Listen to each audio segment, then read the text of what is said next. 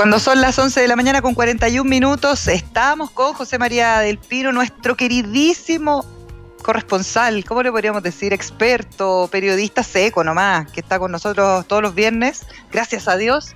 Oye, acaban de suspender el control de detención del caso Ámbar porque... No, pero no alcanzaron a hacer nada, el defensor lo abandonó a Bustamante. Exactamente. Bustamante tenía un defensor privado que se había ofrecido gratuitamente a defenderlo ayer y hoy día no compareció en el Zoom. Por tanto, hubo que suspender la audiencia, que se va a retomar a eso de las 13:30 de hoy día, a las 1:30 de la tarde, y va a asumir la defensa de Bustamante la Defensoría Penal Pública, que es la institución del Estado que resguarda el derecho de toda persona a tener un abogado en un proceso judicial. Ahora, ¿Cómo será? Las circunstancias de los acontecimientos, la confesión expresa de la madre, sobre quién se indaga en este momento, si es cómplice o encubridora. Recordemos que son dos tipificaciones distintas. En el caso de que sea cómplice, la condena del autor material, ella tendría una condena 1 grado menor. En el caso de que sea encubridora, tiene 2 grados menos, pero igual son delitos. Sobre ella se está investigando ello, pero el delito en sí mismo está confeso. Lo que hizo ayer Bustamante fue que él guardó el derecho, que es un derecho constitucional, a guardar silencio y a no decir nada, pero la madre señala con expreso detalle cómo ocurrieron los hechos, dónde estaba el cuerpo, y los indica a él como el responsable. Entonces, la verdad es que es re poco lo que va a poder hacer la Defensoría Penal Pública, más allá de quizás meramente resguardar de que se cumpla el debido proceso. Yo escuchaba hoy día que efectivamente lo que se debería pedir en un caso como este, considerando los antecedentes previos y todo, es perpetua sin posibilidad de buena conducta, digamos, sin posibilidad de beneficio. Un presidio perpetuo calificado, que quiere decir que el cumplimiento efectivo de la condena de 40 años, recordemos que en Chile no existe el presidio perpetuo vitalicio, es decir, de que sea por toda la vida hasta que fallezca el imputado, pero sí existe el presidio perpetuo calificado, que son 40 años efectivos, lo que se denomina son 40 años donde no se puede apelar. Este es un delito con reincidencia, es el tercer homicidio de una persona, son homicidios calificados. Es decir, aquí hubo un procedimiento, un modus operandi, hubo dolo expreso, hubo intención. Es decir, aquí con mucha sofisticación se preparó un homicidio y posteriormente el encubrimiento de ese homicidio. Recordemos que el año 2005 él ya había ocultado en tambores a la que en ese entonces era su pareja y su hijastro de 9 años, y para que no una nación dolor, disculpen el detalle, pero estamos frente a una persona que es un psicópata. Lo que hizo fue que los cubrió de cal y los cuerpos se mantuvieron cubiertos de cal para la eliminación del olor. Y esta vez ocupa una técnica similar, también esconde lamentablemente el cuerpo de Ámbar en un tarro, en un tambor, y ahí está la parte más dolorosa también, que es que para hacerlo incluso llega el desmembramiento del cuerpo. Entonces estamos claramente frente a un psicópata. Exacto. Y que uno entiende esto que surge de la gente, ¿no, nena? De la pena de muerte, que hay gente que derechamente no merece vivir entre nosotros, pero recordemos que Chile está suscrito a tratados internacionales, que la erradicación de la pena de muerte ha sido uno de los triunfos de los derechos humanos y la democracia en el mundo. Nosotros no tenemos justicia murábica del ojo por ojo, nosotros tenemos que tener sistemas de justicia que precisamente le hagan honor a su nombre, y uno se puede cuestionar muchas cosas, pero a veces en este contexto es difícil no caer en el populismo penal, digámoslo así. Y yo te voy a decir que sí, ya uno lo ve, el populismo ya está ahí en Twitter instalado y todo como es habitual, pero yo te voy a decir que yo que tuve la suerte, y lo digo así, de trabajar durante años en un programa que se llamaba Caricello, donde hicimos muchos capítulos dedicados a las cárceles. Créeme que yo no sé si es peor la pena de muerte o finalmente estar con una cadena perpetua en las cárceles que tenemos, en las condiciones que tenemos aquí en Chile, la verdad. Oye, José... Quería, nena, antes de terminar el tema Ámbar, hacer referencia a algo que aconteció ayer en la tarde, porque los periodistas no somos seres perfectos, los periodistas también erramos y muchas veces erramos sin querer hacerlo, no hay dolo de por medio.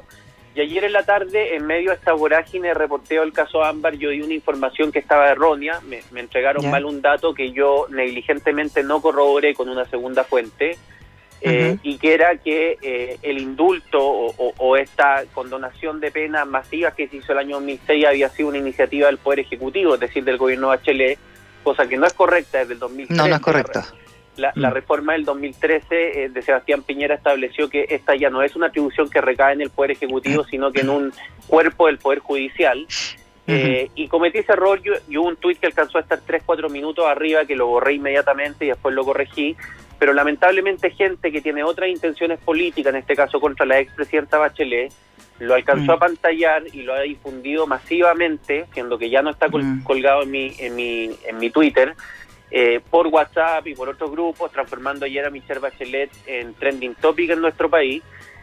Me parece un ejercicio de hidalguía decir que he cometido un error y que pido las disculpas tanto a ella como a su gobierno, porque la verdad es que se les está endosando un muerto que no les corresponde, pero también hacer un llamado a todas las personas que anoche hicieron gárgaras con esto y prácticamente no me dejaron dormir por cómo sonaba mi teléfono, que no vale la pena pegarle a la gente en el piso cuando los errores están reconocidos y las disculpas están entregadas.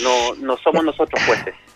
Oye, y además hablábamos con la Yolanda, me imagino que estabas escuchando con la Yolanda Pizarro, que finalmente está bien, ya no es facultad del Ejecutivo, lo que tú quieras, pero también hay aquí un error garrafal de la justicia con antecedentes donde Gendarmería no recomendaba dejar libre a este hombre y finalmente ese error ya se cometió. Tratar de ir por la cabeza de la jueza o tratar de ir como hacia atrás, es mejor pensar cómo avanzamos y cómo esto genera alguna jurisprudencia, genera algún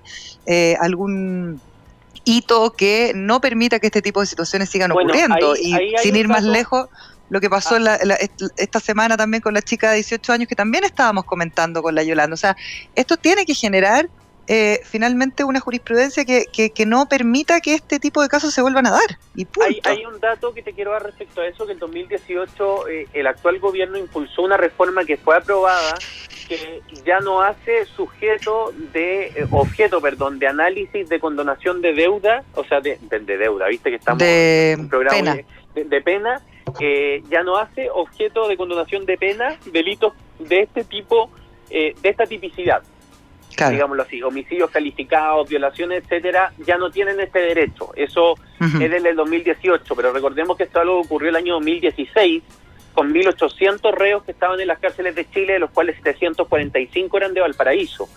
Y que en ese momento incluso hubo un enfrentamiento entre el gobierno y el Poder Judicial, hubo ahí un dime y direte que terminó en la Comisión de Justicia en la Cámara del Senado. Precisamente con la ministra Javiera Blanco enfrentada con el presidente de la Corte Suprema. Entonces, eso ocurrió, fue un escándalo, y yo quiero reiterar en tu programa, nena, mis disculpas públicas porque le traje un mal rato a los colaboradores del gobierno de Bachelet. No hubo dolo de por medio, sí mucha negligencia. Yo creo que engrandece a los profesionales cuando somos capaces de reconocer nuestros errores, dar cara y seguir adelante. Claro, dar cara y seguir adelante. Muchas gracias por hacer sus disculpas ahí, José, porque la verdad es que está bien reconocer, todos nos podemos equivocar y como yo digo, yo creo que, y en este programa siempre decimos, nosotros siempre tenemos una mirada de futuro, cómo mejorar las cosas al futuro, no seguir mirando al pasado. Y al futuro, vamos con el COVID, para que no nos quedemos pegados en otros temas, que nos encanta por lo demás. Mirada de futuro al COVID, yo estoy escandalizada con lo que ha pasado con el tema de la apertura, no sé, sin ir más lejos de H&M, es una vergüenza. Creo que no hemos aprendido nada. Lo de H&M es gravísimo porque no solo hay un error de protocolos sanitarios, nena, hay una investigación en curso porque hay 21 contratos laborales que sufrieron una modificación de última hora de cambio de domicilio. Se le anexó al contrato un cambio de domicilio. Y evidentemente 21 personas no se cambiaron de domicilio durante la última semana y que coincidentemente se cambiaron de domicilio a comunas que no tienen cuarentena. Que están en transición. Ahí lo que se está investigando es si eso fue de mutuo acuerdo, ese anexo de contrato, o si fue por cuenta propia de la administradora. Recordemos que en Chile H&M es de Cencosud. y se le hizo anexo contrato inconsulto a los trabajadores. Esto es grave, de hecho, esto es muy grave, porque sí. avanzar en las etapas del paso a paso nos exigen, nena, ser riguroso con los protocolos.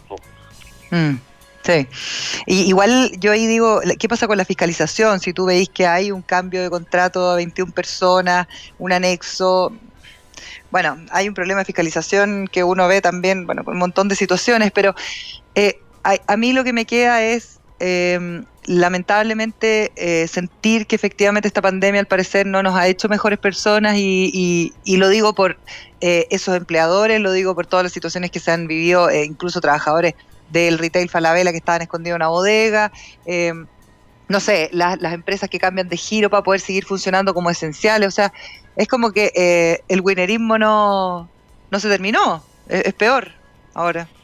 No, y porque ante situaciones críticas hay respuestas críticas que están muchas veces cruzadas con lo legal, porque es cierto que yo creo que hemos incurrido en el error de establecer que salud y economía son dicotómicas, es decir, que son polos opuestos, y no son polos opuestos. Es decir, aquí ha habido una respuesta tardía en el aspecto económico del gobierno para no solo solventar a las personas, sino a las empresas, y eso lleva a que ante la necesidad de la quiebra inminente, el quiebre de flujos, la falta de recursos, la necesidad de que aunque tú tengas gente con su seguro de cesantía, tienes que seguir pagándole las cotizaciones, pero si no vendes, ¿cómo pagas las cotizaciones? Eso, la verdad es que hace que todo el sistema al final empieza a entrar a una especie de sálvese quien pueda, y ahí hacemos el nexo con el 10%, ¿no? Es decir, las empresas también es como el sálvese quien pueda, aquí veo cómo me la rasco, cambio contrato, modifico, cambio de giro, necesito seguir vendiendo para poder pagar, porque no había una respuesta sólida, integral, una mirada desde primer minuto. Entendemos que el virus es evolutivo, yo he escuchado al ministro Briones, en marzo no sabíamos cómo íbamos a estar ahora, en mayo es distinto a cómo estamos ahora, pero siempre hemos llegado tarde a la solución, no hemos logrado anteponer escenarios como país, y eso ha hecho también que la discusión pública, nena, verse sobre economía versus salud, y para mí no hay dicotomía, y lo hemos dicho en este programa, no hay salud el día de mañana si no hay ingresos, y tampoco hay ingresos si no hay salud para que las personas trabajen.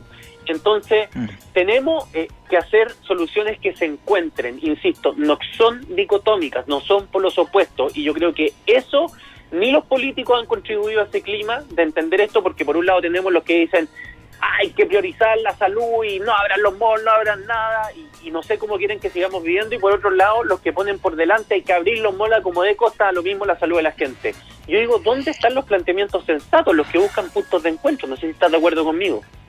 Estoy de acuerdo contigo, no hay punto de encuentro, vemos que la movilidad es uno de los temazos, lo hemos hablado varias veces acá en el programa también, no sé, lo cierto es que uno ve que está compleja la situación, y a mí de verdad me impresiona que efectivamente está bien, han llegado tarde, y me parece un súper buen análisis con las ayudas para las empresas, para las pymes. Veíamos el paso a paso la reactivación económica, y voy a poner el punto también.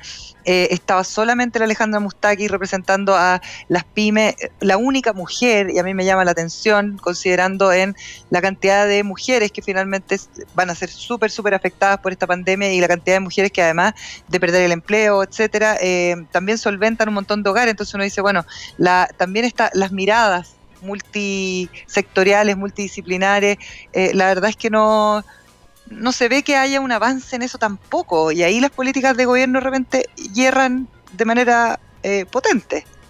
Y muchas veces la ausencia política de gobierno es la que permite la instalación de discusiones que no son las discusiones que deberían ser conducentes a las soluciones. Es decir, que el gobierno no reaccione oportunamente nos hace entrar en esta guerra de trincheras políticas con posiciones extremas. Pero si el gobierno fuera catalizador de las distintas inquietudes de la sociedad con políticas públicas activas, a lo mejor podríamos matizar esas discusiones. Y ahí es súper importante, es muy importante, yo creo, el rol que tienen que cumplir las pymes, porque las pymes no tienen las espaldas de las grandes empresas, y las pymes tienen que abrir. Y aquí quiero hacer el nexo con lo que yo creo que va a ser la gran noticia la próxima semana, que es qué va a pasar con Santiago, nena. Porque tú tienes por un lado Twitter, que yo siempre digo que es una sociedad paralela, Twitter diciendo que no hay que abrir nada. Y yo me pregunto sinceramente cómo quieren que vivamos.